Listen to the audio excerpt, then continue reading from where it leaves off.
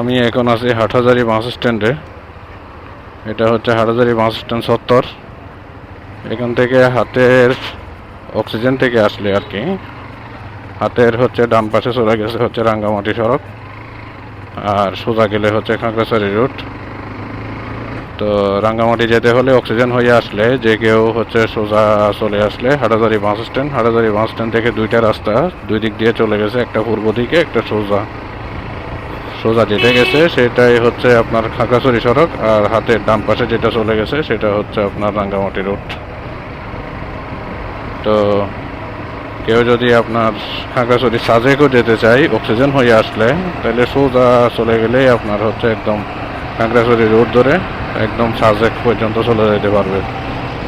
আর কেউ যারা হচ্ছে রাঙ্গামাটি ভবনে আসবেন তারা হচ্ছে এখানে অক্সিজেন থেকে এদিকে আসলেই বাস স্ট্যান্ড হয়ে হাটহাজারী বাস স্ট্যান্ড থেকে পূর্ব দিকে চলে গেছে যেটা রাঙ্গামাটি রোড বলে, সেটাই আপনারা চলে যেতে পারবেন। আর বাসে গেলে হচ্ছে আপনার অক্সিজেনের ওখান থেকে হচ্ছে শান্তি আর পাহাড়িকা এই দুই বাসগুলাই ছাড়ে, যেগুলো হচ্ছে ডাইরেক্ট গাড়ি আর কি। আর লোকাল গাড়িও পাওয়া যায়, তবে একটু স্বাচ্ছন্দ্যে যেতে চাইলে তাইলে হচ্ছে আপনাদের এই শান্তি আর পাহাড়িকাতে ওটাই বেস্ট হবে, কারণ হচ্ছে ওগুলাই হচ্ছে ডাইরেক্ট গাড়ি এবং এগুলার সিটও যথেষ্ট ভালো, গাড়ির কন্ডিশনও ভালো থাকে অনেকটা।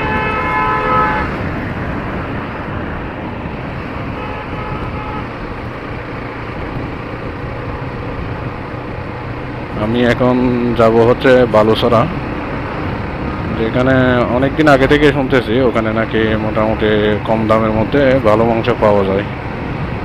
তো আমি আসলে আগে কখনো নিই নাই, আমার অভিজ্ঞতা তেমন একটা নাই। এবার নিয়ে দেখি কীরকম হয়, তারপরে আসলে বুঝতে পারবো যে আসলে জিনিসটা কি। ওরা আসলে অনেকদিন আগে থেকে এই মাংসটা বিক্রি করে আসতেছে।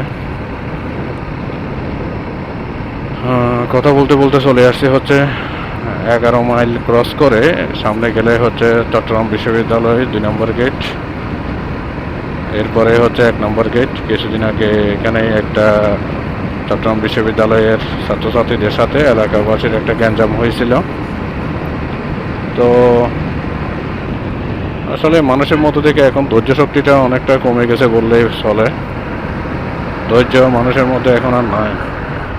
যে কোনো কিছু হইলেই হুট করে মানে একটা অনেক বড় অকারেন্স ঘটাই ফেলতেছে। মানুষকে মানে এক কথায় বলতে গেলে নিহত করে ফেলতেছে এরকম আর কি।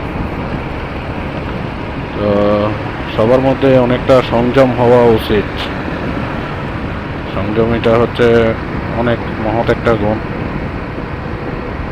তো